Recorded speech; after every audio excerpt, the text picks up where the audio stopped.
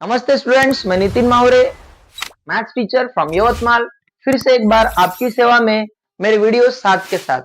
Student, जैसा कि आपको पता है, हमने क्लास 9 सीबीएसई का सर्कल इस चैप्टर के प्रॉब्लम्स को सॉल्व करने की सीरीज शुरू की है। उसी सर्कल चैप्टर में से मैंने एक प्रॉब्लम चुना है जो मुझे डिफिकल्ट दिखा, जो बच्चों को हर बार डिफिकल्ट जाता है, और वो प्रॉब्लम है एक्सरसाइज 9.3 का क्वेश्चन नंबर 9। मैंने ऑब्जर्व किया है ये प्रॉब्लम थोड़ा बच्चों को दिक्कत देता है, यानी कि डिफिकल्ट जाता है। तो इस प्रॉब्लम को आज हम समझने वाले हैं, सॉल्व करने वाले हैं। चलिए चलते हैं प्रॉब्लम की तरफ। तो जैसे कि आप एक बोर्ड पे देख रहे हैं, यहाँ पे एक कॉम्प्लिकेटेड डायग्राम है जिसमें दो सर्कल ड्रॉ किए गए हैं और दो सर्कल एक दूसरे को इंटरसेक्ट कर रहे हैं दो पॉइंट पे, पॉइंट बी और पॉइंट सी पे। साथ साथ उसमें कुछ कॉर्ड्स ड्रॉ किए गए हैं जो एक दूसरे को टच कर रहे हैं, इंटरसेक्ट कर रहे हैं। तो उस बेस पे according to the given problem मैंने छोटा एक गिवन लिखने का प्रयत्न किया है। मैंने लिखा है गिवन के फॉर्म में, in given diagram two circles intersect at points B and C. जैसे आप देख सकते हैं, ज्यादा बड़ा गिवन नहीं लिखा है, और इस वजह से यहां पे कुछ एंगल्स बने हैं और उन्होंने कहा है कि हमें वो में से दो एंगल को इक्वल दिखाना है, जो यहाँ पे टू प्रूफ के फॉर्म में लिखा है। Angle ACP equals to angle QCD. आप देखिए, एंगल एसीपी, एंगल क्यूसीडी, ये दो एंगल को इक्वल दिखाना है। अब मेरी मेथड थोड़ी एक अलग जाती है। ये एंगल्स की जगह पे मैं थोड़ा अलग छोटा नेमिंग लेता हूं। जैसे आप देख रहे हैं, एसीपी को मैंने ए लिया और यहाँ पे क्यूसीडी को मैंने बी लिया, यानी मान के चलो हमें एसीपी और क्यूसीडी की जगह एंगल ए और एंगल बी को सिंपली इक्वल दिखाना, बराबर। तो अकॉर्डिंग टू मेरी मेथड स्टूडेंट्स, हम इस प्रॉब्लम को बड़ी इजी तरीके से सॉल्व करेंगे 3-4 स्टेप में, पर उसके लिए मुझे थोड़ा एक छोटा कंस्ट्रक्शन ड्रॉ करना पड़ेगा। तो मैं यहाँ पे चलता हूं कंस्ट्रक्शन की तरफ। कंस्ट्रक्शन, इसे प्रूफ करने के लिए मुझे दो चीजों को जोड़ना पड़ेगा। जैसे आप देख सकते हैं एपी को और आप देख सकते हैं डीक्यू को। मैंने एपी और डीक्यू को जोड़ दिया, यानी कि ज्वाइन करना है एपी एंड डीक्यू।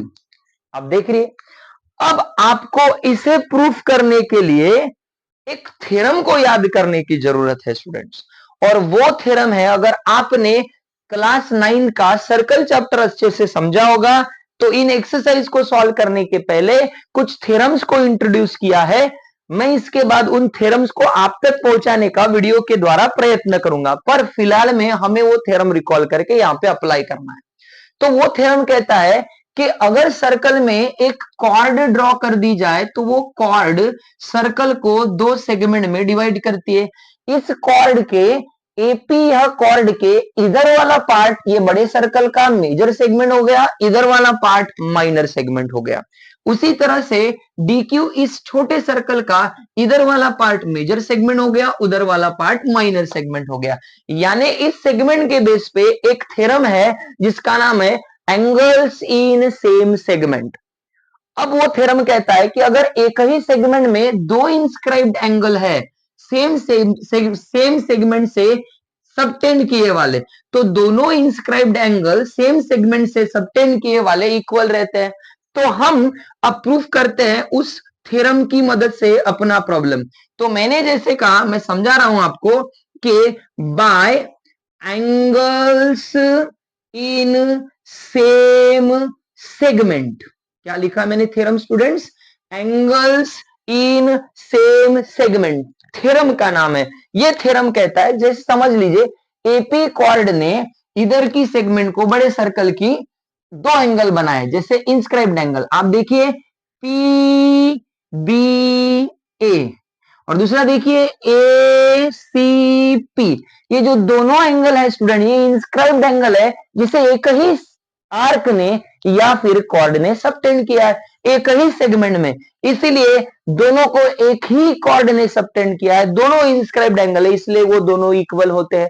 यानी इस थ्योरम के तहत आप डायरेक्ट इस थ्योरम को लिख सकते हो और बोल सकते हो, इन स्मॉल सर्कल, मैं वो स्मॉल सर्कल की बात कर रहा हूं, इधर भी हमारा एक कॉर्ड है और ये क्या है स्टूडेंट?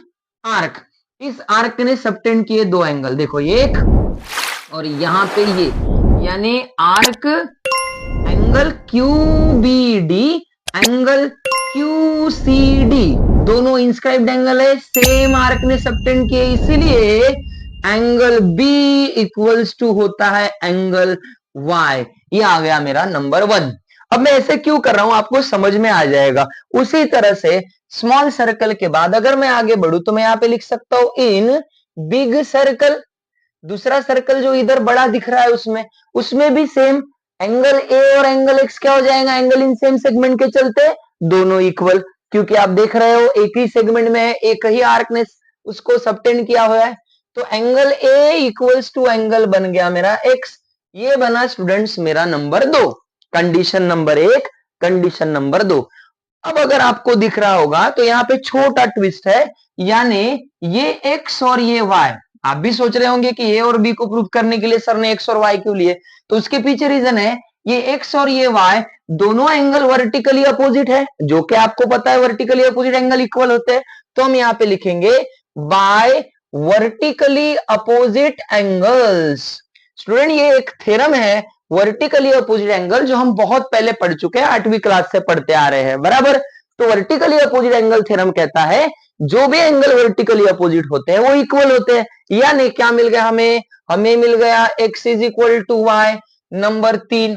अब थोड़ा गौर से सोचिए, according to Euclid's geometry same things are equal to one another, यानी x को y इक्वल है, x को a इक्वल है, y को b इक्वल है, x को a इक्वल, y को b इक्वल, और x and y are equal to one another. इसका मतलब हम ये भी कह सकते हैं x का भाई ये, y का भाई b, और x एंड y खुद में भाई भाई, तो दोनों भाइयों के बचे हुए दोनों भाई क्या हो जाएंगे, इक्वल हो जाएंगे। यानी we can say from 1 2 and 3 A is equal to B, क्योंकि x एंड y इक्वल है तो angle A is equal to angle B।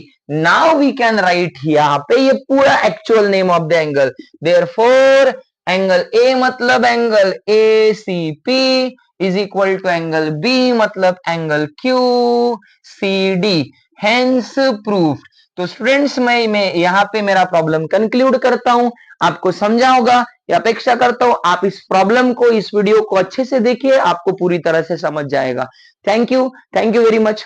As well as मैं आपसे एक रिक्वेस्ट करना चाहूंगा, जितना हो सके उतना मेरे चैनल को सब्सक्राइब कीजिए, लाइक कीजिए, शेयर कीजिए, आपके फ्रेंड्स तक पहुंचाइए, ताकि वो भी इन वीडियोस का फायदा उठा पाए और मुझे भी वीडियो बनाने के लिए प्रोत्साहन मिले। Thank you very much. मिलते हैं फिर नेक्स्ट वीडियो में।